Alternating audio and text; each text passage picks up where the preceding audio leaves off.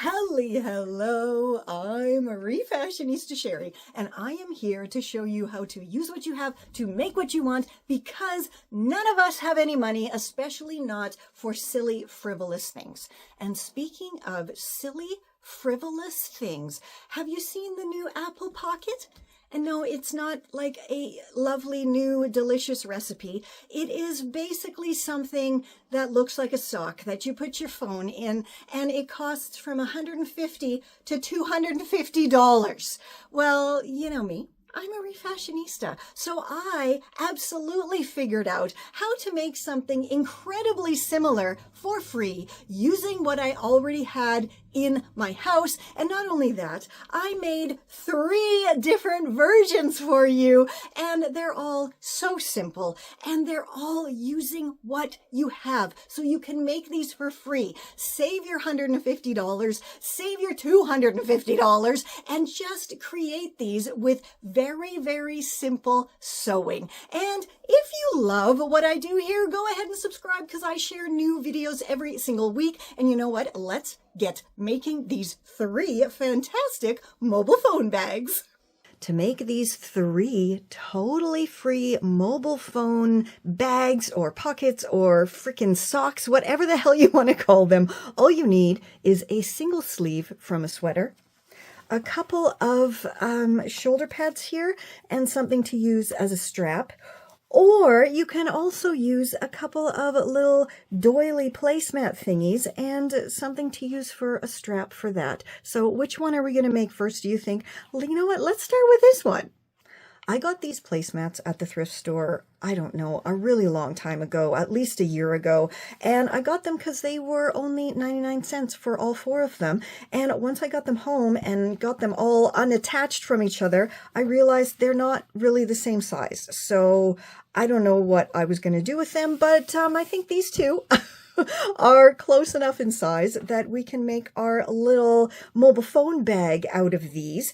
And of course, I had to go through my stash of fabric belts. These are all those belts that come with like dresses or shirts or tunics or cardigans, and I just hold on to them because I never use them for their original purpose. I use them for, you know, bag handles, for example, bag straps, or they make really great trim as well. And this one is super sturdy. This, I'm not sure what it is, but it's very, very thick and would have been incredibly uncomfortable as a belt. So let's put this together. This is like 2 stitches. There's no cutting, there's no nothing. The first thing I've done here is to simply attach the open ends of this long belt together to create a big loop. And now I can attach my loop to my little placemats. So I'm just going to use this part here to match up with this part here where I stitched those ends together. And that's going to be the bottom of my bag. And I'm just going to pick, I think, let's put this one to the outside. And now I'm just going to go stitch all of this around, leaving an opening at the top that is wide enough to get at least my hand and my phone through. And then I'm going to repeat that on the other side here. So when you are stitching around, if you're using a little placemat or something like this that has some trim, you can actually stitch this right at the edge of it here. And then when your bag is actually being used as a bag, you won't be able to see the strap here on the bottom because you'll have this pretty little trim overhanging. Well, we hope so. In theory, that should work. Let's go see if it's going to. And it is all stitched on one side now with plenty of space at the top to get my hand and my phone in there. And I did go ahead and I just straight stitched twice around this because we don't need to do a zigzag because no stretch is needed at all. And you know what? If you want to, you could actually just put it inside out like that too if you want to have a finished edge. But like I said, I want to have this lovely trim here. So now we are going to just do the exact same thing with the other side of this almost finished bag. And both sides are on now. Just tuck that down there. And it is absolutely an adorable little bag. But you know what? I actually think I like it better flipped out this side, because that just looks way cooler. I don't know why, but I think it does. So now let's go make our other one. And you can see here, like, this is not going anywhere. It is super sturdy, and it'll keep your phone, you know, safe on your body. For this next super simple mobile phone bag, you just need a couple of shoulder pads and another one of those fabric belts. I'm pretty sure this one came with a vintage dress. And these are huge. Like, look at that. My hand, they're bigger than my hand, pretty much. These were from an 80s jumpsuit, but I save all of my chopped shoulder pads because you never know when you're going to use them for something awesome. I even did a compilation video where I showed a few different awesome things you can make with shoulder pads. So I'll link that down below for you. But for now, let's make this next bag. So something you always have to make sure of course, is that your phone or your phone case is going to fit in the bag. And I think that will. And the thing I like about shoulder pads is they're padded, right? Shoulder pad. And this is going to protect it even more. So super simple. So I think the way we're going to approach this one here is the heavily padded part. I'm going to have that on the outside. Like you can see, this side is a lot more padded than this side. So I'm going to put those two together like that. And then all I'm going to do is go stitch all the way around the edge here. And then we're going to put the strap on and we're going to be done. And both of my shoulder pads are now securely stitched together. And once again, I did the double straight stitch. So we're going to flip it right side out, get everything nice and poked out there. And it's absolutely perfect. And it kind of looks like, I don't know if you're old enough to remember, but they used to have these things called tea cozies, and it was for like a teapot in the 70s, 80s, 60s. I don't know. I'm an old person. And it looked like this, and you put it over your teapot to keep it warm. Anyway, it could also be, oh, look, that looks like a whale. Oh, I don't know if that's a whale sound, but sorry, I'm getting distracted. It is time to put on the strap. So I want my strap to cover up these kind of endy side seams here. And I'm just going to take it and literally cover that up like that, and then just go stitch it on with a secure stitch. You know, usually you see them in bags. It's like a square and then an X in the center. I'm just going to do something like that. And I'm going to do that on both sides. And then the bag's going to be done.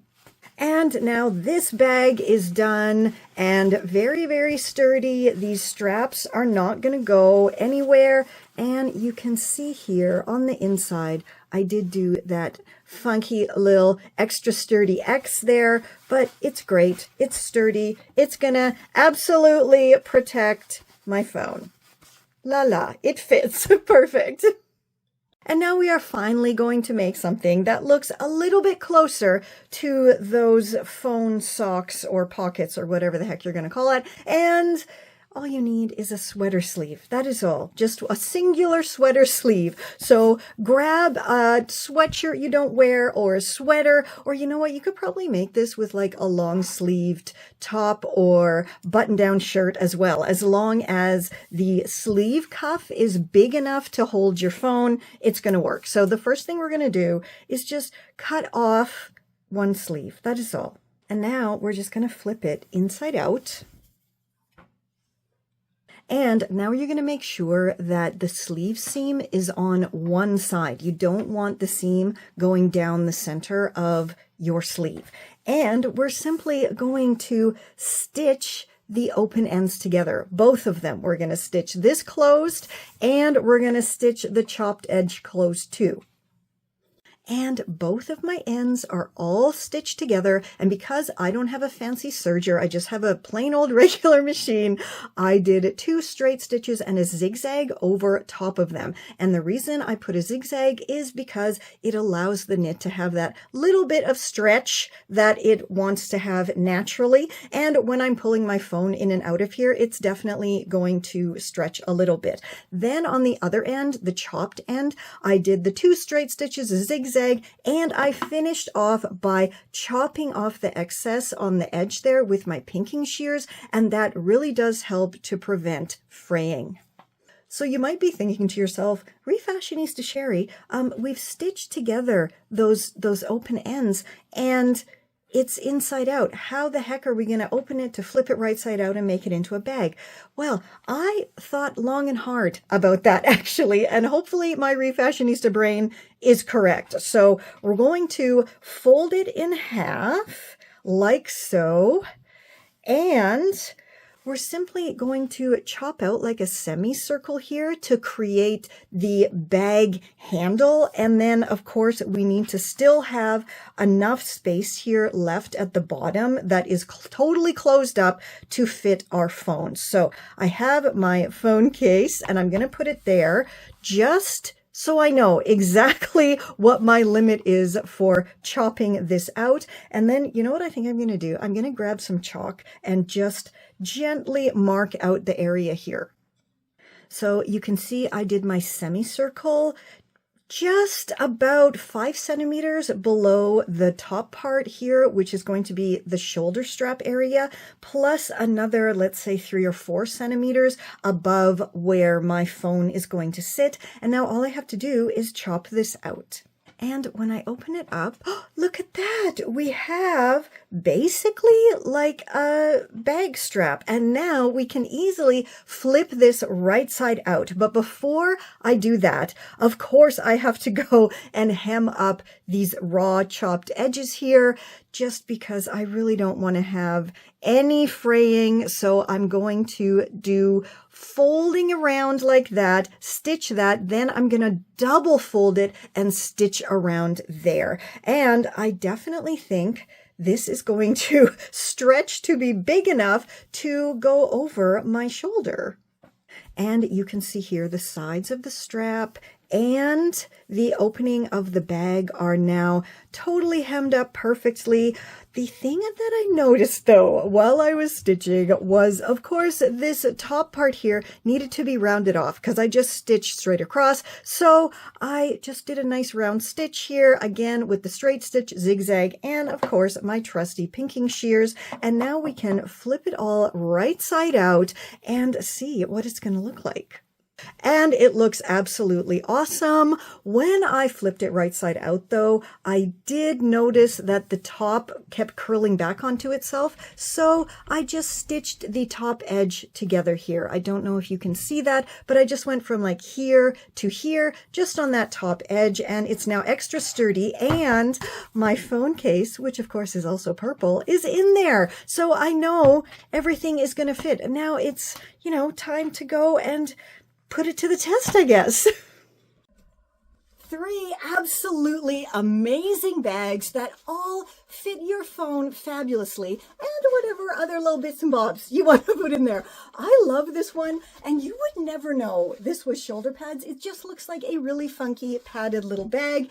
This one, of course, is extra awesome because it's big enough to hold my tablet as well. And of course, the one we're all here for, the Apple Pocket dupe that is made for free using what you already have in your house.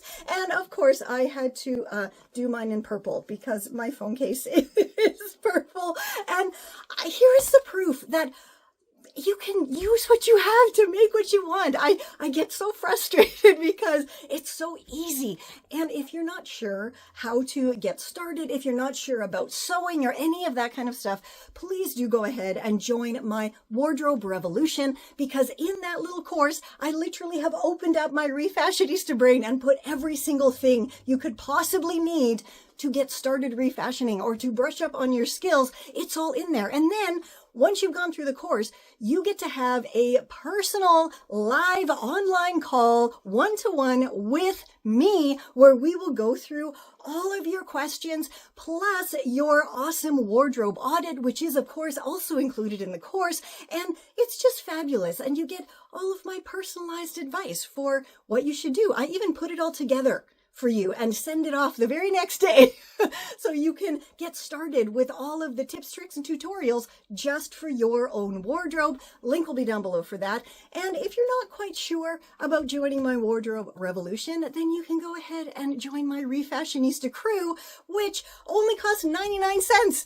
And it supports this channel behind the scenes. And when you join, you get instant access to my sustainable fashion workshop, plus loads of other monthly perks. So check that out. Hit that little join button. And you also get to appear in my wonderful credits that all of my members are part of. And I love you so much. Thank you so much for supporting my work behind the scenes. And until next time, stay safe, stay well, and I'll catch ya on the zigzag. If you want to join my channel, here's how. For just 99 cents a month, you can help save a struggling refashionista. For just 99 cents a month, you can help sustain the much-needed work that goes on behind the scenes. Every thrift flip, every DIY, every upcycle, every free tutorial can only continue with your support. Join my Refashionista Crew for only 99 cents a month, less than the cost of 2 bananas or a pack of gum, and help me continue teaching anyone who wants to learn how to use what they have to make what they want. Don't let affordable, sustainable DIY style become an endangered species. Join my Refashionista Crew today. This is Confessions of a Refashionista.